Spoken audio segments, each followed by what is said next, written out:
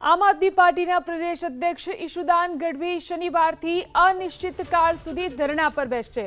સૌરાષ્ટ્રના જિલ્લાઓનો સર્વે કરી દુષ્કાળગ્રસ્ત જાહેર કરવાની માંગ સાથે 29મી ઓગસ્ટથી દ્વારકાના ખંભાળિયામાં અનિશ્ચિતકાળના ધરણા પર બેસવાની જાહેરાત કરી છે।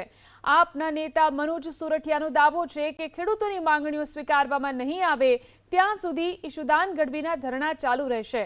આપની માંગ છે કે જ્યાં શક્ય હોય ત્યાં સૌની યોજનાનું પાણી ખેડૂતોને આપવામાં આવે, ખેડૂતોના વીજળીના બિલ માફ કરવામાં આવે તેમજ પશુપાલકોને વળતર ચૂકવવામાં આવે, સાથે જ ખેતમજૂરો માટે પણ રાહત પેકેજ જાહેર કરવાની માંગ કરવામાં આવી છે।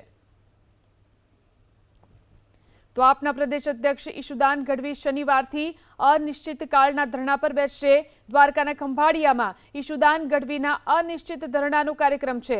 સર્વે કરી અને સૌરાષ્ટ્રના જિલ્લાઓને દુષ્કાળગ્રસ્ત જાહેર કરવાની માંગ સાથે તેઓ ધરણા પ્રદર્શન કરશે।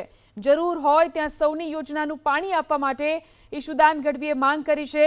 આ સાથે જ ખેડૂતોના વીજ બિલ માફ કરવામાં આવે, પશુપાલકોને વળતર ચૂકવવાની માંગ પણ તેઓ કરી રહ્યા છે।